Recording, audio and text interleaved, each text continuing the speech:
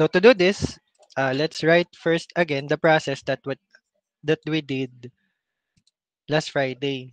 Okay?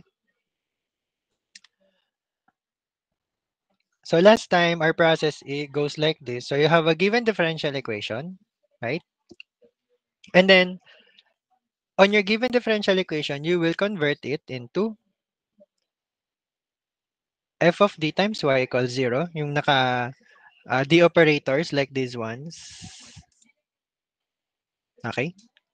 And then remember what we did on Friday. So we will solve for the roots of the algebraic equation f of m equals 0. Okay? Solve roots. And then after we solve roots, so what's the next step there? So before you write the general equation, you will need to first identify so what type or what case to be more precise. So diba we have four cases here. So case 1, 2, 3, and 4, wherein case 1 of your roots is distinct real roots. Remember this? Case 2 will be repeated real roots. Case 3 is your distinct imaginary roots. And case 4 is your repeated imaginary roots. So remember these four? These four. The roots of your auxiliary equation. Remember this? So you will need to determine uh, on which case does your roots belong. Okay? Case 1, case 2, case 3, or case 4. And then, after that, so you will write the corresponding general solution for each case. Okay? So that's the last step. Oops. So last step is to, so this is your general solution. Okay? So again, this form will vary depending on the case that you, depending on the case of the roots that you got from your auxiliary equation, f of m equals 0, no, on your algebraic equation. Now, today, we will reverse this process, okay, with this example and the other one later. So how do we reverse the process? So starting with your given solution or equation like this one. So this is particular solution. So but it's just basically the same as your general solution. Only that as you can see here, your arbitrary constants are already solved. Okay, so later you will know what I'm talking about, the arbitrary constants. Okay. Now, so from the general equation, so it is said we will reverse the process. So to reverse the process here, we will attack the given each term. Okay, so we will approach the given for each term. Okay, so this one and this one. So what will you need to do for each term is, of course, identify, ata, identify which case will that given term occur or appear or show up. Okay, whatever term you want to use. So whether occur, appear, show up, ano pa? Okay, again, you will need to identify, no, or analyze on which case, diba we have four cases? So which case, which general form case will your term on your given appear? So what I'm talking about, so let's do it on the given. So let's take first x squared. So later we will do also negative 5 sine 3x. So for now, we will do x squared. Okay? So we will do each term. So to understand what I'm talking about now, here's a question for you. Diba we have four cases? So let's go to the four cases here. So case 1, case 2, case 3, and case 4. So what I want you to focus on for each case is their general or their respective general solutions. And then this. So among the four, Okay, so among the four general solutions for each cases, which one do you think x squared can be found? Or in which case, in which equation can x squared occur or appear or show up?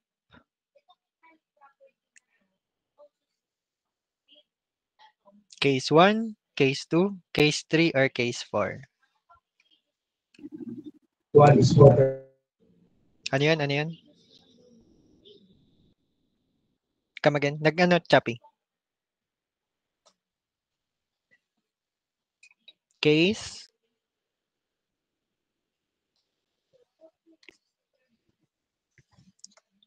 Case what? Case what?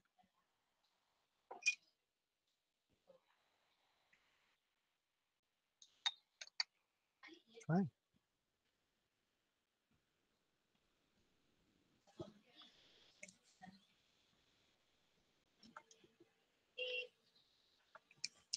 So in which case can you find an x squared? Doesn't need to be doesn't need to be the whole term or the whole equation. Okay? Just where can you find x squared among or where can you find an x squared function among the four cases? Okay. So we can find an x squared on the repeated real roots. So let's inspect. Okay? So let's go back to the repeated real roots. Case 2. So you have repeated real roots. So if you look here on its general form, right? So around here on C3 x squared e to the mx, diba there's an x squared there. Okay? So it means on case 2, repeated real roots, you can find x squared. Right? So are you following?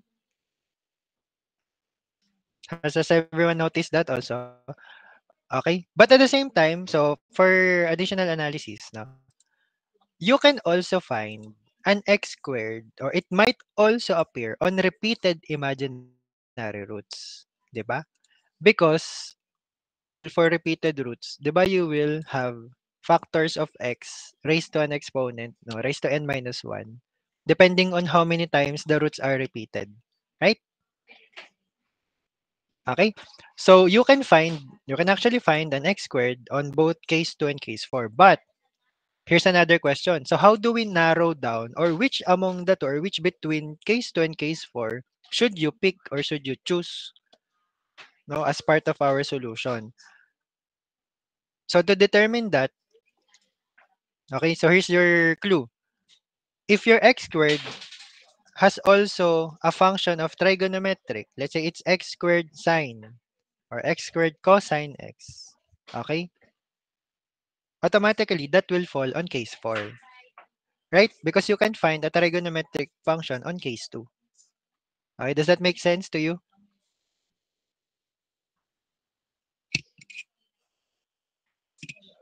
Okay, so this means this x squared on our given can only be found on case 2. Okay,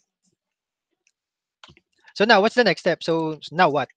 Okay, so what if you know that this is from case 2? So the next step will be to write, okay, for this example, is to write the equation for case 2 until x squared appears or until your given term appears. So you have C1, diba? E to the mx plus C2 x e to the mx. Diba? This is our rule for the repeated roots plus C3 x squared e to the mx. So once you reach the term where x squared can be found, so you can stop. So no need to write C4 and so on. Okay?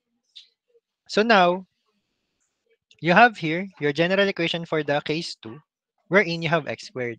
So what will you need to do next? So you will need to do a process of elimination.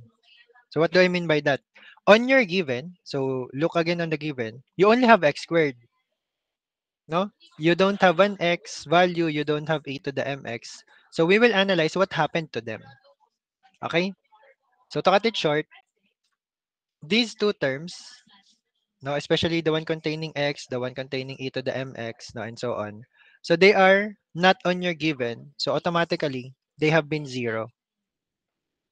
Okay, their values have been zero already. So why is that, sir? So why are their values zero? It is most likely that their arbitrary constant values are zero. Simple as that. So your C1 is zero, your C2 is zero. This is not 6, this is zero. Okay? Because 0 times anything here will be 0. 0 times anything here will be 0. So only this term will remain, right? Because this is the one on the given. Uh, Now, on your part, for your analysis, what will be your value of C3? So if C1 and C2 are 0, based on your given, what is the value of C3? When you inspect your given term, x squared. So what happened to C3? What is its value?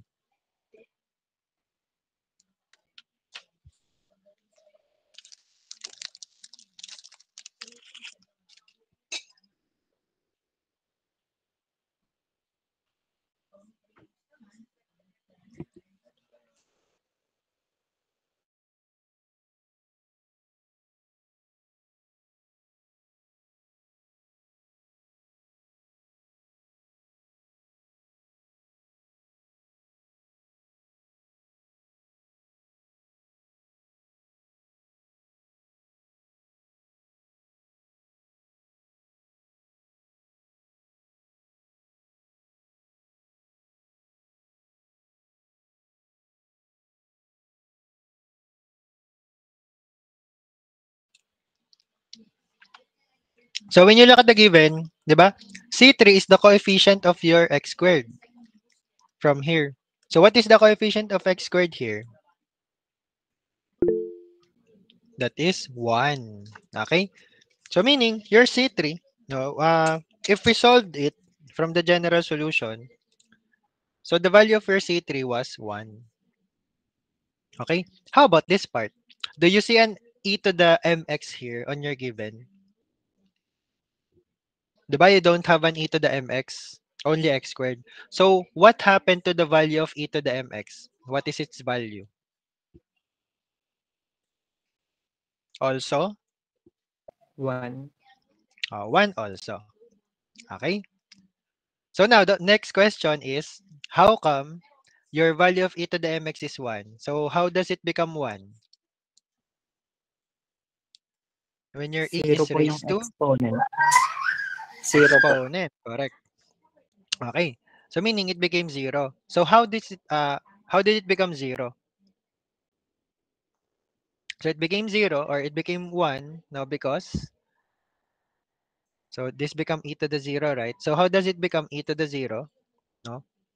It's because your m is equal to 0. Of course, you can't have a value of x here because it's the variable. So most likely your m is the one that made it 0. So what does it mean? So it means your m equals 0, which also means that this is your root that we are looking for. So again, our goal here, our main goal here to proceed with the solution is to determine the value of or values of the roots. So that's why we are analyzing how come your given is only x squared now from this general equation. Okay? So are the others following? How did we determine that m equals 0? Okay, so it's a simple process of elimination. Okay? So no need to overthink here. If you don't see any other terms, automatically they are 0 because of the arbitrary constant.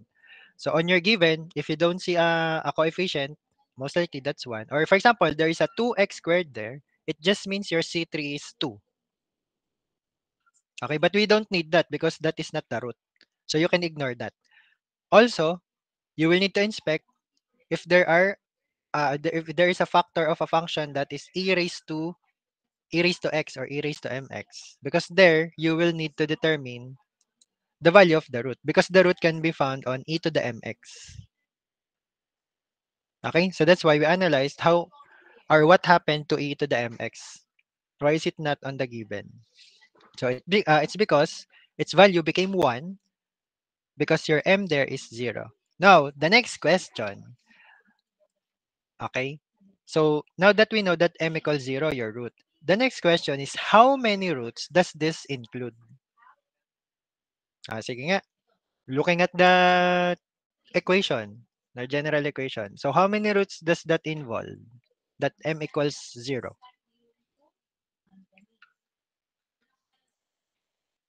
So the clue is right there on the screen, as we have always talked.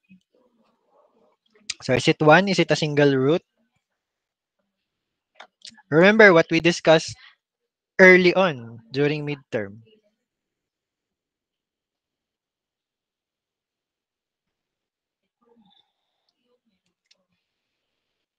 So the number of roots is determined by the number of arbitrary constants. So how many arbitrary constants have we written there? And how many terms have we written there also? Although we cancel the others because they are 0. We have 3. Diba? So, uh, it's, it, is it's, sorry, it's easy to spot because we have until C3. See here. So if you have until C3, so the roots that you have determined is up until, so I have M1, M2, and M3, all equal to 0. So you have 3 roots, di ba, that are equal to 0. Also, it is easier to count the M. Di ba you have M here? 1, 2, and 3. So you have 3 M's. Okay, that are equal to 0. So if you forgot that the arbitrary constant determines the number of roots, just count the M that you have written on the analysis. 'Di ba you have 3? Okay? Now, we have determined the roots. So these roots, to make it f of m equals 0, we will need to convert into factors. So how do we make it a factor? So we multiply these 3. So you'll have, and of course they are the same, so you'll have m cubed equals 0. So that is your first factor from x squared. Okay, is that clear so far for everyone? Okay. Now, we will repeat process. Okay, what we did here, we will repeat for negative 5 sine 3x. Okay, so I will just do it here. I will remove this already. So this is the reverse process. So we will repeat this until we get the factor for from this term. Okay, so let's do it. So now we have negative 5 sine 3x. So let's repeat the process. First question, on which case can you find a sine 3x most likely? Case 1, case 2, case 3, or case 4? No, it's a bit obvious, 'di ba? Looking at the given na term. Which case or cases can you possibly find a trigonometric sine x in general? So that's case 3 and case 4, right? So you have case 3 and case 4. No, looking here, ayan, 'di ba? Both of them can have trigonometric. Now, the next question to narrow it down, no? Which between the two can you determine or will we use, no, to analyze this one? So if you look at the given again, your next question should be, is there an x factor here? Or x raised to an exponent factor on your trigonometric? So if there is an x factor, then this is automatically from a repeating or a repeated imaginary root.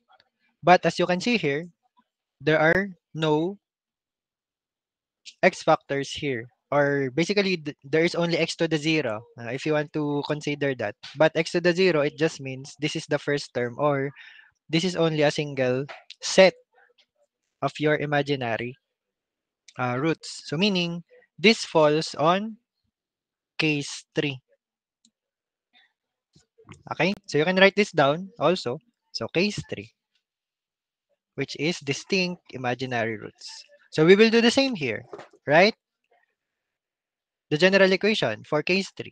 So e to the ax, c, ah, okay, here's the next thing. Instead of writing or beginning again on c1, since these two, x squared and negative 5 sine 3x are part of a single equation, so we will continue the numbering.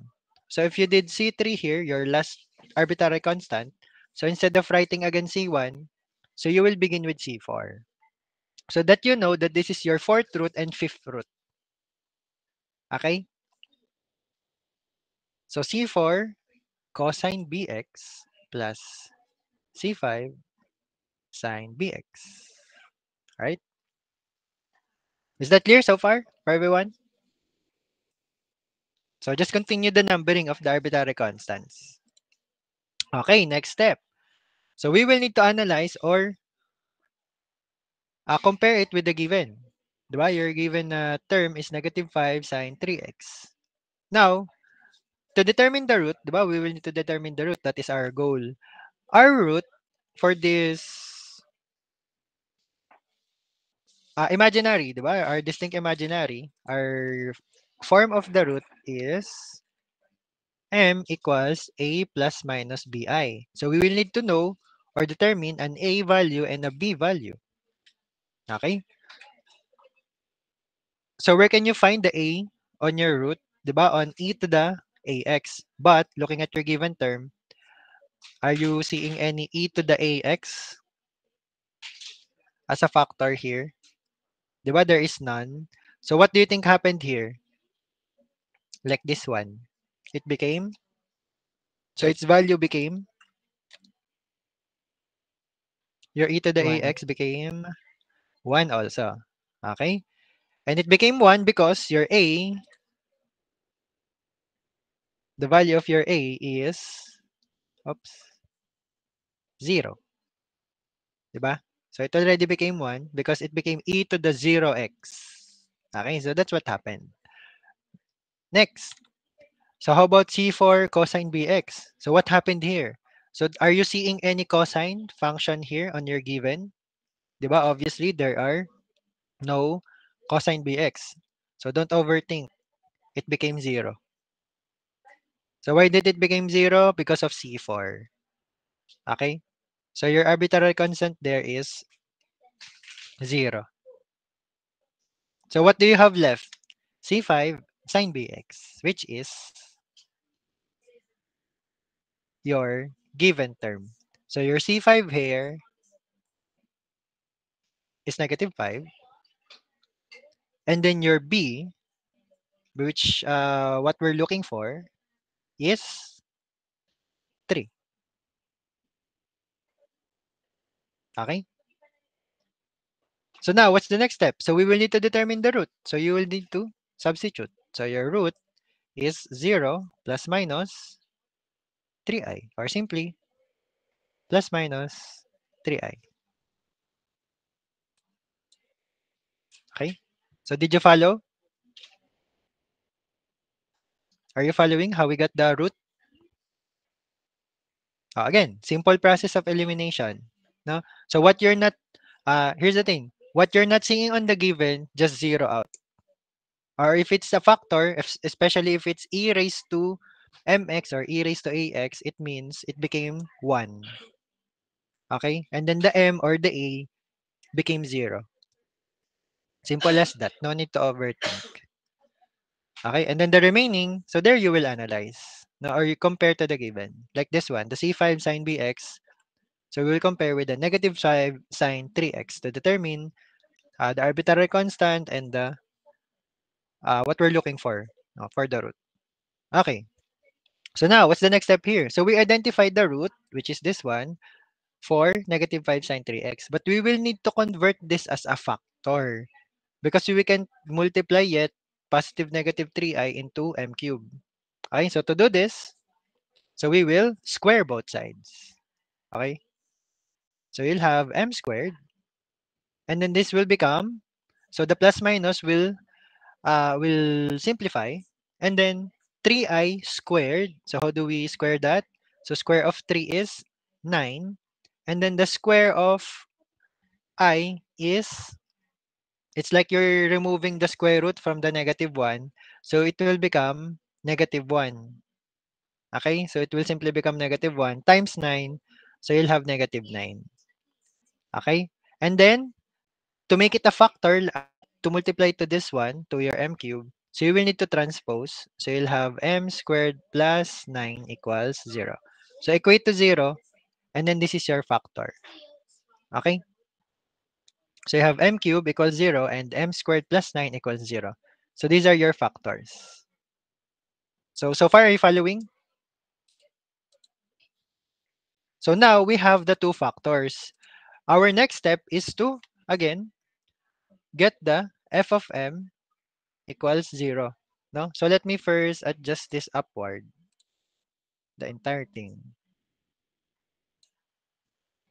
Uh, can I adjust this? I can. Okay. Maybe just here. Okay. So the last step is to multiply the two. So you'll have m cubed times m squared plus 9 equals 0. Okay? So actually, this is already your f of m. Diba? But on your final answer, of course, after f of m, so you will need to convert this into f of d times y. Okay? So on the exam, so for your exams, if you directly convert this into d cubed and then d squared plus 9, and then of course multiply the entire expression by y, diba? Equals 0. I won't accept this as your final answer. Why? Because I will need to see, okay, I will need to see the highest order. Okay? So you will need to write the highest order. So obviously, if you distribute, your highest order will be d to the fifth. But if you gave me an answer like this as your final answer, of course, uh, it's still not expanded. So what I will see here is the highest exponent is still d cubed. So I will need to see an expanded version of this, no? So that I can see that the highest order is 5 or fifth order. Okay? So you can do it like this na you converted already to f of dy and then you simplified. Okay? But my suggestion to avoid confusion also that you might confuse this y or you might forget to consider this when you're writing. So you can just convert into f of dy at the end. Okay, so what do I mean by that? So let's do it like this. So I will remove this first. So simplify first the algebraic function m, the f of m equals 0. So we will distribute this. So m to the fifth plus 9m cubed equals 0. And only then you will substitute m with d. So you'll have d to the fifth plus 9 d cubed and then times y, the entire thing, equals 0.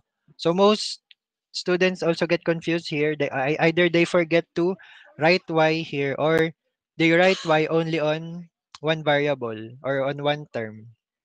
Okay, so remember ha, your y is gonna be distributed on everything. Okay, that's also why I am requiring that your f of d is expanded. Okay, so is that clear? So this is already your final answer. So this is acceptable. So f of d y equals 0. So is that clear for everyone? Okay. So let's do the next one. No? So although this might look complicated at first, no, because these are both trigonometric. And although I mentioned earlier that we're approaching this type of problem per term, no, but if you inspect first, okay. So on this next example, if you inspect first, what you'll see is that they are both trigonometric and have the same coefficients. See that? Your sine 2x and your cosine 2x both have the same coefficient of 2. Also, your e to the negative x and e to the negative x here also have the same coefficient. Okay? So if they are both trigonometric and both have the same set of coefficients, no? So on which cases or on which case among the four cases can you possibly find these two functions combined? Case 1, case 2, case 3, or case 4?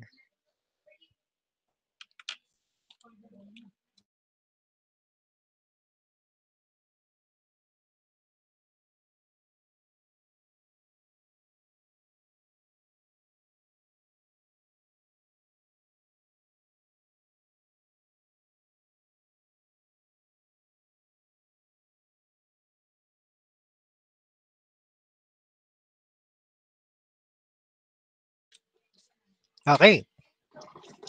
So they can be found either on case 3 or case 4. Correct. Because only on case 3 and case 4, you can find trigonometric.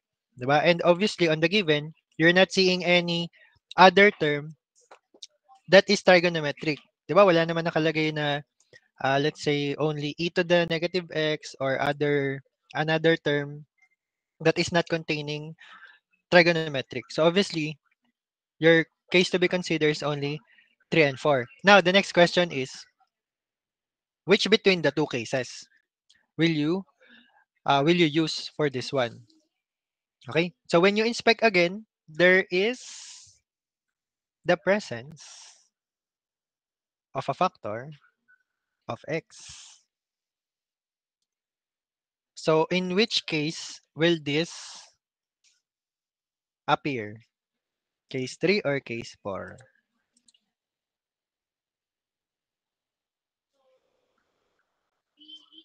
So because of the presence of that factor x, so this one falls on case 4, the repeated imaginary roots. Okay? Now, okay, here's the next analysis for you. You can now already, or you can no longer write the equation form. No, so you can still if you want, but if your given no, on your problem is for case 3 and 4, you can go straight into identifying the root. Okay? So we will flip the process a little bit. Okay? So you can go directly into identifying the root. So how do we identify the root for case 3 and case 4? 'Di ba we will need A and B? We just need the value of A and B. So what is the value of your A here?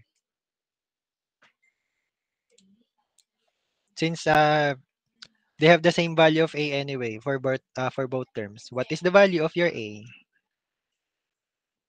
'Di ba A can be found on e to the ax. So what is the value of your A for this one? You have -1. 'Di ba yung e to the negative x? How about the value of your B? Your B can be found on the coefficient of the angle on the trigonometric. So your B is, looking here, your B is 2. Okay? So your root A plus BI, just substitute here, you'll have -1 plus minus 2i. Okay? Now, the next question, since we have determined that this is repeated based on the factor of x, the question is how many times will we repeat? Or how many sets will you use this factor? Since you have x to the first, di ba x to the first can be found on the second set. Because on your first set, Di ba, first set, you have x to the 0. So, second set of your general equation, or general solution, di ba, you have x to the first. And if you had the third set, there you'll have x squared. Now, this is similar for the repeated real roots, di ba? Your second term, x to the first, your third term, x squared, and so on. Okay? So, meaning, so how many times will we use this set of roots? The negative 1 plus minus 2i. How many times? So, we will use it 2 times. Okay? So, if we will use it 2 times, so how many factors will we have? So, if we use it 2 times. So, diba, this is already counted as M1, M2. So, if we're going to use it a second time or another set, you will have M3, M4, which is the same. Negative 1 plus minus 2i. So, you'll have 2 sets of that. Okay? Yes. So, you'll have 4 roots. Everyone following so far? So, again, if you're given already falls on case 3 and case 4 and not on a combination, no? So you can directly go into solving for the roots, identifying A and B. So that is quicker, right? So now that we have identified the roots, we will proceed into turning them into factors. Okay? So we will use negative 1 plus minus 2i. So how do we make it a factor? So remember what we did earlier? Here, 'di ba we squared both sides, no? For m equals plus minus 3i. Remember this earlier? Now, we can't apply the same process directly for this one because here's what's gonna happen if you square both sides na this one is a complex. You will be forced to use FOIL method here and it's not gonna be directly simplified, no? So the easier way to do this is your real part. Now we will transpose first so that your binomial will be on your left side. So m plus 1 and then on your right side you will leave your imaginary. Okay, so that's a technique here. No, so always leave your imaginary on one side and then the real part just transpose it together with your variable.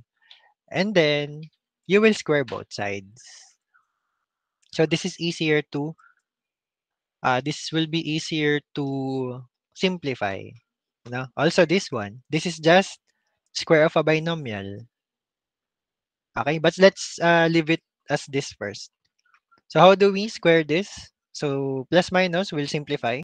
And then square of 2i will become, so 2 squared is 4. And then again, I squared is negative 1 times 4. So that's negative 4. Okay? And remember, we need to make it a factor. So we need to equate it to 0. So we will transpose again on the other side. So you have m plus 1 squared plus 4 equals 0. So this is your factor. Okay? So far, are you following? How did we get that factor? The m plus 1 squared plus 4. Now, we're not done yet. We just did it for one set. Diba? We just did it for this one. We will need to do it again here. Okay? And then multiply into this. But since they are just the same, we will just need to square this. Diba? For the other set. Okay? And if you look at this, you will have m to the fourth here because 'di ba m plus 1 squared, you will have a variable of m squared here. But if you square it again, you'll have m to the fourth. So that is your clue. Since you will need 4 roots, so on your f of m equals 0, you will need to have an m to the fourth. Okay? So actually, this is already, again, this is already your f of m equals 0, simplified. And then the next step here is to convert this into f of d times y equals 0. But again, I won't accept if you just directly substituted d here. So d plus 1 squared plus 4 squared, no? So that is not yet your final answer. I will need the expanded version so that I will see that there is a d to the fourth. Okay? So to do that, no, so we will need to first expand this one. So I will do the squaring of the binomial here. But this is considered a binomial still. So this part and this part. No? So expanding of a binomial squared. So you'll have square of the first term. Wala. Square of the first term. So to the fourth. And then plus product of the first and second term times 2. So that's 8. And then plus 1 squared. And then square of the last term or the second term. So I'll have 16 equals 0. Okay, so far, are you following? I just expanded this considered binomial no, into this. So it's a perfect square trinomial. Okay, wherein one of your terms is m plus 1 squared. Okay, so now for your practice, no, so I will leave this to you for expansion. No, and then the final answer for this should be the expanded version again times y. So you can already, after expanded this, so you can convert it into f of d times y equals 0. Okay? So as a clue for you, for your practice also, since this is just binomial to the fourth and binomial squared, so you can use Pascal's triangle now for the coefficients. So what's Pascal's triangle? 1, 3, 3, 1, 1, 4, 6, 4, 1. So, di ba, remember what I did here? Square of the first term times 1 plus product of the first and second term times 2. Okay? Plus square of the last term times 1. So since you're going to do m to the fourth or m plus 1 to the fourth, so you will use this set of Pascal's triangle. So for the coefficients multiplier. So this is like uh, m to the fourth, no, fourth power of the first term times 1 plus decreasing decreasing powers. So if you started with to the fourth, and then this is cube, and then squared, and then first power, and then your fourth power first term of the first term. Okay? So you can practice this now. Pascal's triangle and binomial expansion. Yan. Binomial expansion. So that you will avoid doing a lot of FOIL method, no? Okay? Because if you did FOIL method, you will have here a trinomial, perfect square trinomial, and then you will square that trinomial. No? So you will have a lot of terms and a lot to write instead of going directly to binomial expansion and writing directly the answer for this one, no? So that's a practice or a review of your surprise algebra.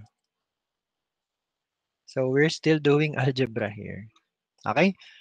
So is that clear for everyone? What you need to practice and review.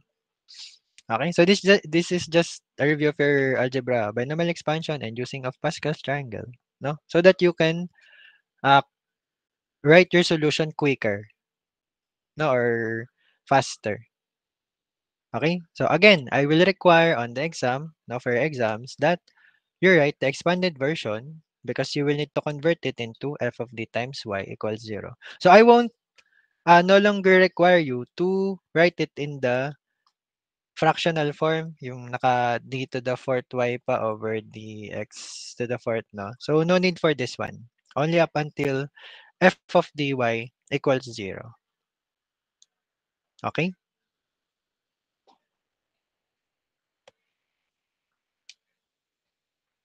So any questions or clarifications before we end?